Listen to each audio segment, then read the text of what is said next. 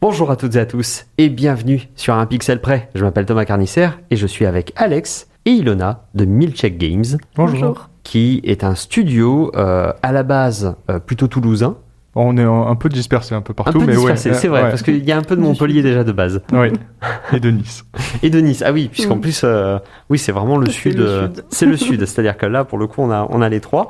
Effectivement, il se trouve que là où ça va être intéressant, c'est que vous venez d'arriver donc sur Montpellier. C'est ça. C'est il y a 2 mois, un truc comme ça. 3 semaines. 3 semaines. Ah oui, vous venez d'arriver sur Montpellier.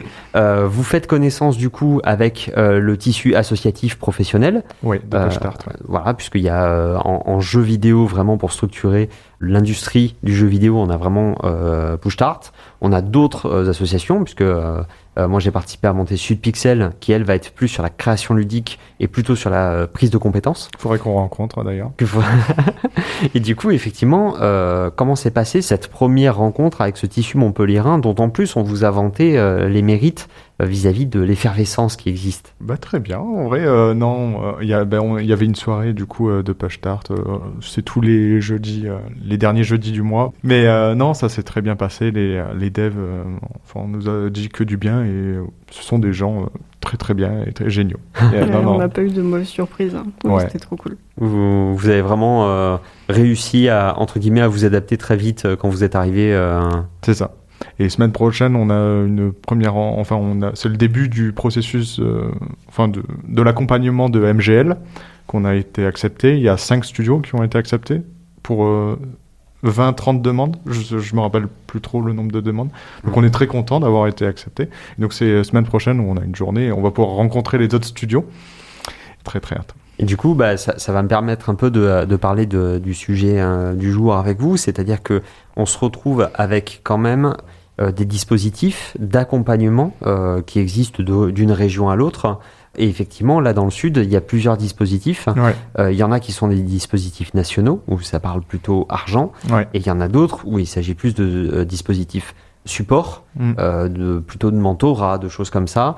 Et justement, là, vous avez le fameux MGL pour démarrer la conversation, puisque c'est l'événement vraiment le plus récent, le Montpellier Game Lab, qui est associé au BIC, qui est un incubateur, alors qui lui-même se présente comme l'un des meilleurs mondiaux, c'est-à-dire le premier mondial dans sa catégorie. Et du coup, avec Push-Start et le BIC, il y a eu du coup ce Montpellier Game Lab auquel vous avez candidaté, et bravo pour avoir été sélectionné.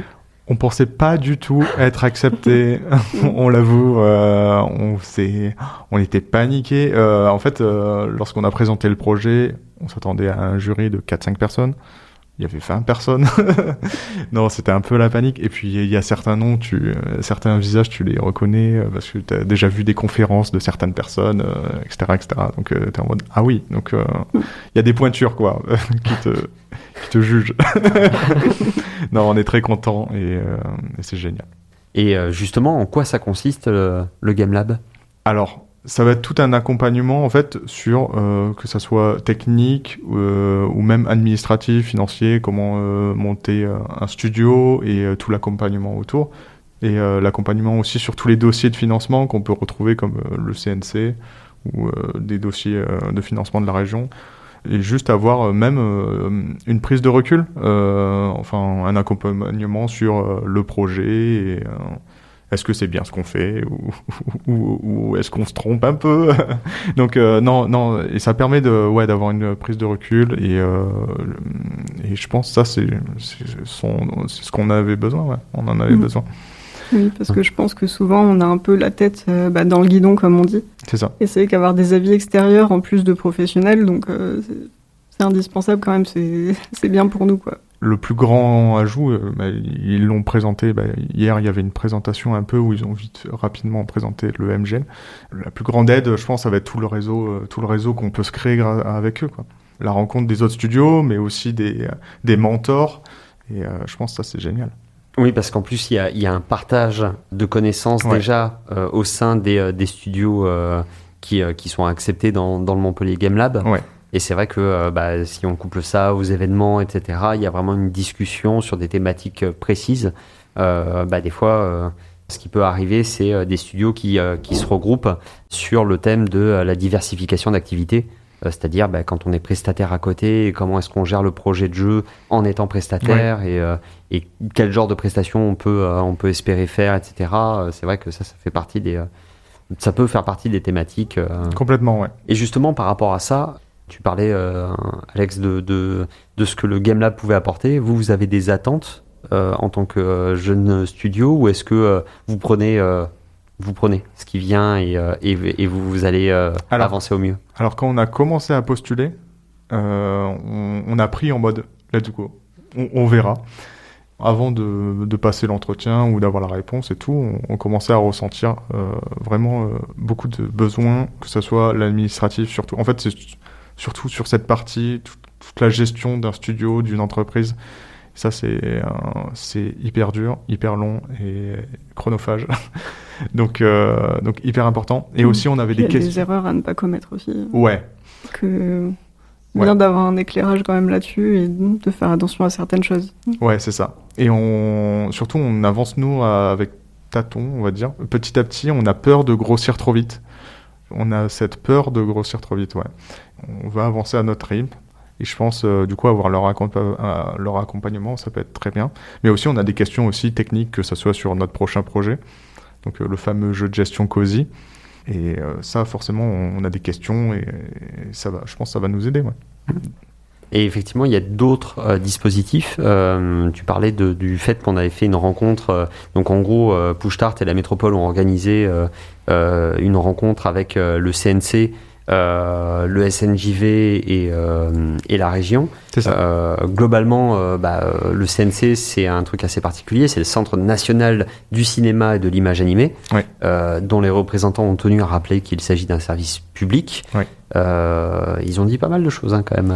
Ils ont dit pas mal de choses. Ils ont dit pas mal de choses puisque le principe, c'est que vous avez des studios de jeux vidéo, vous avez le CNC et la région et la métropole avec le BIC, le Montpellier Game Lab. Bon, vous avez pas mal de monde qui vous explique qu'il y a plein de dispositifs possibles pour pouvoir évidemment financer, pour pouvoir trouver de l'accompagnement, pour pouvoir justement avancer en tant que studio, en rappelant qu'il s'agit d'une des priorités en termes de culture nationale, de faire avancer le cinéma, etc. Ce qu'on appelle les industries culturelles et créatives, dont le jeu vidéo fait partie. Vous avez déjà une expérience vis-à-vis d'un studio passé où vous avez déjà pu voir un peu... Ouais, on en a pas mal monté des dossiers, que ça soit pas forcément pour le CNC. Si, on en a passé aussi pour le CNC, mais aussi même pour la région, différents dossiers. Et Ilona, ouais, beaucoup la mise en page, ce genre de choses. Mais ouais, on a pas mal goûté ça forcément dans notre ancienne expérience qui a duré 4-5 ans. On est quand même dans une ambiance, on a notamment un resserrement des budgets de subventions, on a quand même des trucs qui sont pas forcément très de bon augure. Ouais, tout le milieu était un peu en stress. Ouais. Voilà, il faut pas oublier que on a l'inspection des finances qui préconise la fin de l'impôt, de crédit d'impôt pour le jeu vidéo notamment. On a ce genre d'ambiance, donc il y a une volonté de rassurer déjà dans un premier temps, même si notamment pour le côté public associatif et tout, on a les subventions qui vont avoir des sacrées coupes. Les radios comme Clapas sont évidemment ciblées par ces réductions-là. Est-ce que vous, dans un contexte où en plus le marché du jeu vidéo s'est vachement resserré depuis 2 ans, est-ce que ce discours-là, vous l'avez accueilli avec plutôt le message d'espoir qu'il portait, ou est-ce qu'il y avait plutôt ce côté de on verra? Comme la personne qui en parlait, du coup, qui présentait à ce moment-là, un peu rassuré, mais il faut prendre des pincettes et il faut surveiller parce qu'à tout moment, ça peut changer. Il peut y avoir des mauvaises surprises, on va dire. Donc oui, c'est inquiétant. C'est inquiétant. Mais un peu rassuré forcément. Après, le crédit impôt jeux vidéo, nous, on compte pas le demander. Peut-être. Peut-être l'accompagnement de MGL nous diront mais si allez-y en fait peut-être, mais par exemple il y a certaines aides où on veut pas aller, par exemple le FHJV, on veut pas aller la chercher parce qu'on sait que c'est très très très très difficile à l'obtenir, et puis on n'a pas envie de se mettre une pression toujours en lien avec de grossir trop vite. On n'a pas envie de se mettre cette pression Et non, je pense pas. Et je pense qu'on est sur des projets encore trop petits. De mémoire, c'est des paliers et je crois qu'il y a un minimum à passer. Ouais, il y a 100 000 de budget pour pouvoir passer ce palier-là, et donc, de demander de l'aide. Ouais. Donc on est beaucoup trop petit, donc non. On n'en fait pas partie, mais forcément on est inquiété parce que forcément j'ai plein de copains qui ont leur studio, ce genre de choses. Et forcément je suis inquiété pour eux, hein, forcément. Ouais. Et puis même pour tout l'organisme, enfin tout l'écosystème. Tout à fait, ouais. C'est vrai que c'est difficile de se dire on va continuer nous à se développer et à remonter en fait le post-Covid tout en se disant on va vers une politique qui justement favorise pas forcément l'innovation, favorise pas forcément la recherche et développement. Parce que du coup le CNC notamment donc a le fonds d'aide aux jeux vidéo qui va se diviser en 3 catégories. On a l'aide à l'écriture. Ça fait un moment que c'est là. C'est la première fois que j'ai eu l'explication du CNC à l'époque, c'était, je crois, début des années 2010. Ouais. Donc je crois que ça fait 12 ans que ça existe. Non, mais le fait que c'est réparti en 3 oui, tout à fait. Ça fait un petit moment, ouais. Ce qui est pas bête. Mais par contre, l'aide à l'écriture, donc c'est la toute nouvelle. Et elle, peut-être, elle peut nous intéresser. Mais il faut pas être constitué en studio. Oui. Donc il y a ce truc-là du trop tard. Ou alors avoir quelqu'un qui porte un projet. C'est pas encore trop tard pour nous. Ah ouais. C'est pas encore trop tard. Ok.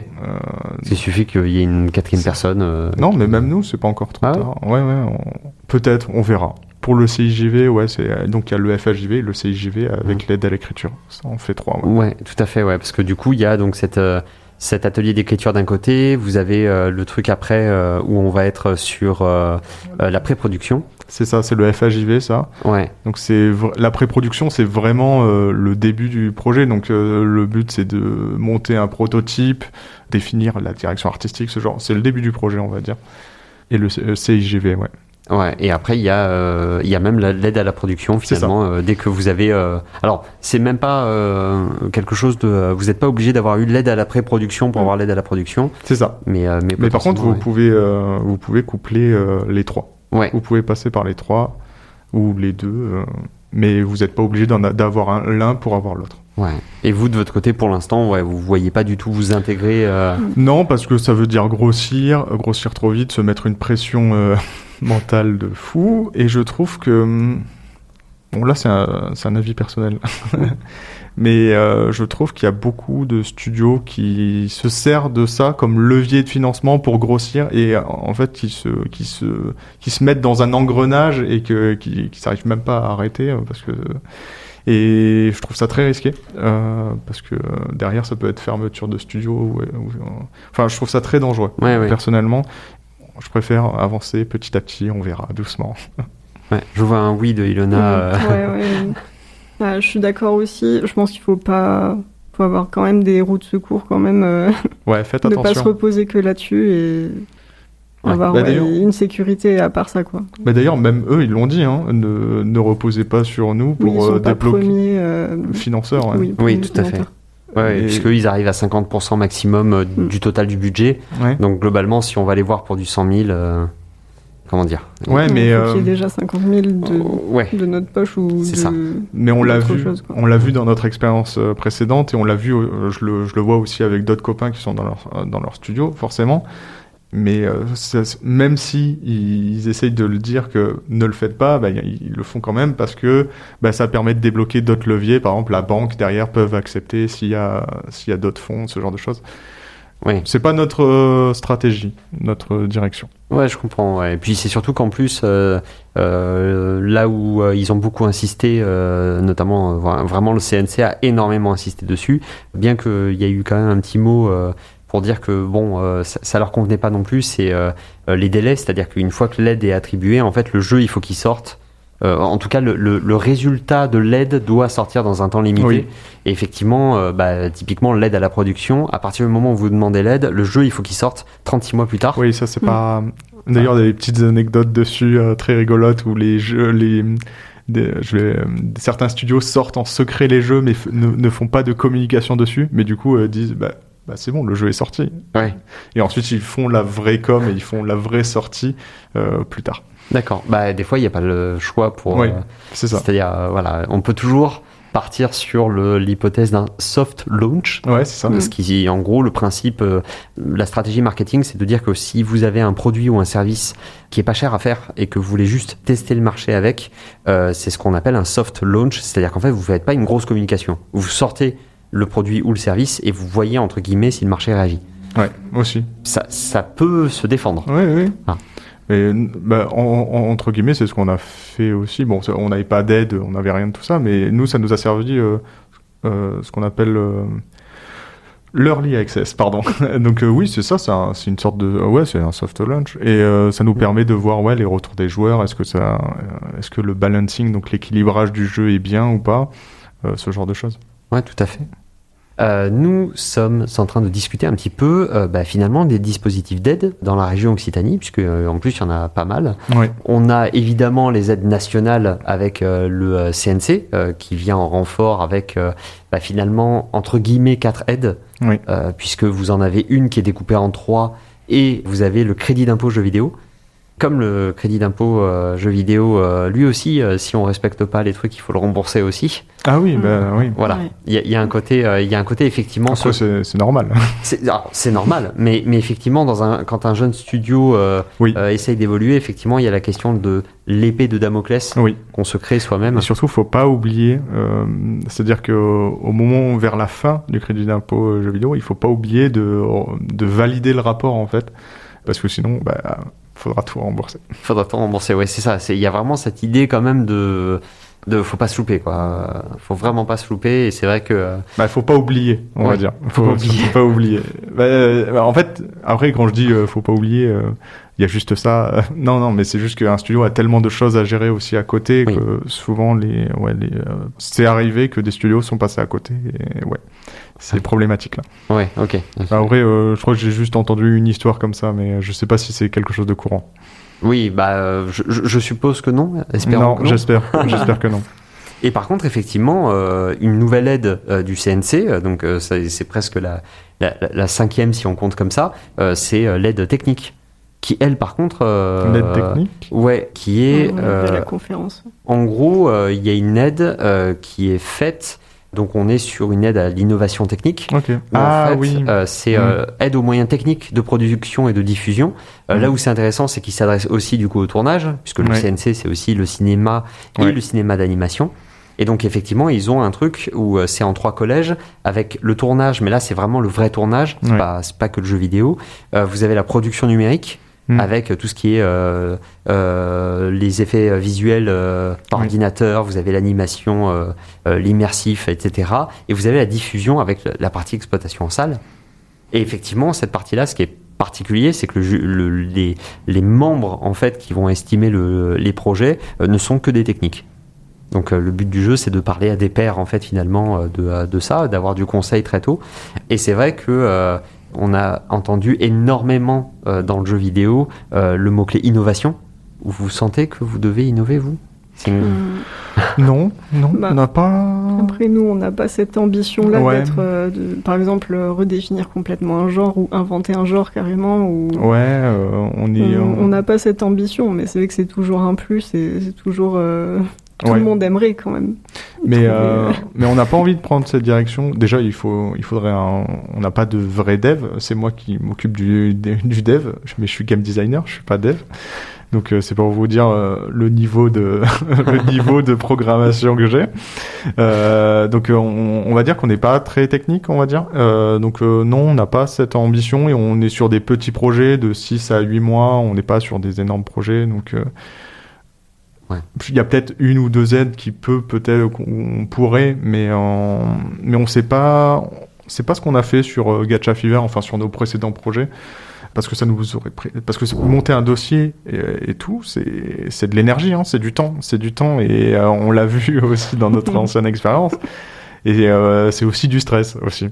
Ouais. Donc non, on n'a pas. Peut-être on le fera l'année prochaine, peut-être. On verra. Et justement, vous, votre motivation, parce que là, vous travaillez sur plusieurs projets, est-ce qu'il y a une motivation autre que comme vous disiez, le fait de jouer à des jeux qui vous plaisent, Est-ce qu'il y a une volonté de raconter une histoire, d'immerger les gens, ou est-ce que au contraire, il y a ce côté de on fait des jeux? On fait des jeux. Non, là c'est à cause de moi là.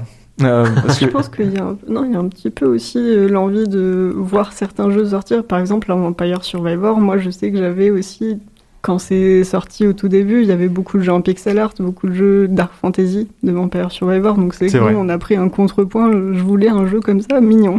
C'est vrai. Donc on s'est dit, on le fait du coup. Non, on essaye toujours quand même de se démarquer un petit peu, mais que du coup c'est pas technique, c'est plus sur créatif, sur le design, que ça soit artistique ou même sur le jeu. Et sur le sonore aussi. Le son aussi, complètement. Mais oui, non, on n'a pas... et pour la narration, là, c'est un peu à cause de moi. C'est un peu des petits traumatismes que j'ai eus liés à la narration, et j'ai pas envie de me mettre ce stress et ce temps, et je considère que je suis... Pourtant, je suis maître de jeu aussi, de jeux de rôle, mais je sais pas, j'ai pas confiance, et je n'aime pas faire ça aussi. Donc m'occuper de la narration et faire de la narration dans les jeux, ça viendra peut-être un jour, mais non. Ouais, pour l'instant, vous êtes plutôt sur du jeu d'action à la rigueur. Faire des petits jeux. Vraiment, nous, c'est faire des petits jeux. Non, oui, je pense que c'est plus le graphisme où là, on se dit, on a envie de ça, et peut-être ça existe. Souvent, ça existe, parce que c'est rare de trouver quelque chose qui n'existe pas, mais c'est peut-être pas encore assez répandu, donc on peut quand même faire ce qu'on aime là-dedans et voir ce qu'on veut vraiment. Et justement, en termes de jeu, donc effectivement, Midshake Games a fait Gacha Fever, où on est sur une ambiance très colorée et très Japon, en termes de référence en fait, avec une espèce d'amour pour toute une partie culturelle. Est-ce que les autres jeux, vous les voyez justement aller sur la même direction artistique, ou est-ce que vous avez envie au contraire de changer, de vous adapter aux différents projets? Alors non, le deuxième par exemple, Flash Psychosis, on est beaucoup plus sur un côté horreur, mais quand même, il fait pas peur, on va dire, le jeu. En fait, ça reste très mignon quand même. Ça reste très mignon, mais il y a un petit peu du gore, un peu dans le style pastel gore. Okay. C'est gore mais mignon, c'est bizarre comme... C'est pastel gore, ouais, non, mais c'est... Du coup, on est parti là-dedans, il y a moins le côté japonais, et le troisième aussi, je pense qu'il y aura pas du tout le côté japonais pour le coup. C'est plus du médiéval fantastique classique. Ouais. Mais le point commun, c'est quelque chose dans les trois ambiances, c'est quand même quelque chose de très mignon. Même si c'est des styles différents. Moi, personnellement, j'aimerais partir sur autre chose, parce que mes jeux que j'aime, c'est de la grosse dark fantasy très sombre. Par exemple. Moi, par exemple, j'adore l'horreur et j'aimerais faire un jeu d'horreur. Et lui, par exemple, non, pas du tout. Pas du tout. Je suis un gros frileux. Et aussi, dans les jeux d'horreur, il y a beaucoup de travail de la narration, tout ça. Et moi, la narration, je l'ai dit, j'aime pas trop. Non, j'adore jouer à des jeux narratifs, mais je suis pas un narrative designer. Et en fait, c'est comme on en parlait dans un précédent épisode. Le marketing et la com, c'est tout un métier, et ce n'est pas mon métier narrative designer, et c'est du taf. Parce que j'ai réussi à le déléguer dans mon ancienne expérience auprès d'un narrative designer, et quand j'ai vu ce qu'il faisait, j'ai pas envie de faire ça. Moi, c'est game design. Oui, c'est vraiment l'équilibrage. Ouais, c'est ça. Et le jeu, faire les règles du jeu, définir les règles du jeu, et pas raconter une histoire et vérifier la cohérence de l'histoire. Ok. Et justement, le CNC, à un moment donné, a parlé du fait que certaines aides devenaient sensiblement, finalement, tributaires de la partie mixité à l'intérieur de l'entreprise, la partie parfois représentation. Ils aiment bien avoir, notamment en région, mais aussi au CNC, le fait que y ait à un moment donné potentiellement du territoire qui soit mis en avant. Ou typiquement dans le jeu Dordogne, vous avez la Dordogne qui est représentée de manière absolument magnifique, ou au contraire de se réinspirer de jeux qui ont une quinzaine d'années d'ancienneté minimum. Est-ce que vous sentez concerné en fait par ces thématiques-là de représentation, ou est-ce que au contraire vous allez juste là où entre guillemets votre cœur vous porte? Pour l'instant, c'est notre cœur nous porte. Pour l'instant, mais on sait que, en effet, si on fait un jeu, par exemple, sur une ville ou une région, potentiellement, il y a moyen de faire un lien avec la région, de potentiellement avoir des aides. mais c'est pas ce qu'on recherche, mais peut-être un jour. Il n'y a pas de réticence, il n'y a pas de problème par rapport à ça. Pour l'instant, on fait nos jeux comme ça vient, et voilà. On verra pour la suite. Et pareil, je pense que pour tout le côté diversité, représentation et tout, inclusivité, on adore ces valeurs et on les a, ces valeurs, mais je pense que nos jeux, c'est un peu, on va dire, c'est pas le meilleur pour représenter. On va dire que les jeux à narration, c'est un peu plus intéressant de ce côté-là. On adore tous ces jeux-là, quoi. Je pense qu'on n'est pas les plus légitimes peut-être pour en parler et pour être... ouais, peut-être, voilà, ouais. Je pense aussi. Mais on adorait aussi, quoi, oui, forcément. Globalement, vous avez quand même dans Gacha Fever quelque chose comme vous avez 19 personnages très variés, etc., très colorés, très différents les uns et les unes des autres. Oui. Donc effectivement, il y a déjà une idée de pas vouloir faire de doublons, de pas vouloir avoir quelque chose entre guillemets d'uniforme dans ce que vous voulez proposer, ou est-ce que c'est juste Alors ça, c'est Ilona, toute la... Oui, je pense que quand même, on essaye d'avoir une parité, par exemple. Bon, je pense qu'il n'y a pas la parité exacte dans Gacha Fever, mais on essaye d'avoir la parité, ou d'avoir, par exemple, des personnages hauts en couleur, on va dire, oui, qui sont vraiment différents. Et oui, c'est vraiment une volonté quand même. Ou même juste le studio. Oui, tout le monde. Le studio, tous les trois, je studio. travaille avec Ilona et Elodie. Ouais. Oui, c'est vrai qu'on n'a pas fait exprès. On a la parité. Niveau parité, on est bien. En tout cas, merci beaucoup d'être venu ici pour l'émission. Merci beaucoup. Et puis, je vous retrouve très bientôt, j'espère, pour de nouveaux épisodes. En Peut-être. attendant, je vous souhaite une superbe fin de journée et à très bientôt.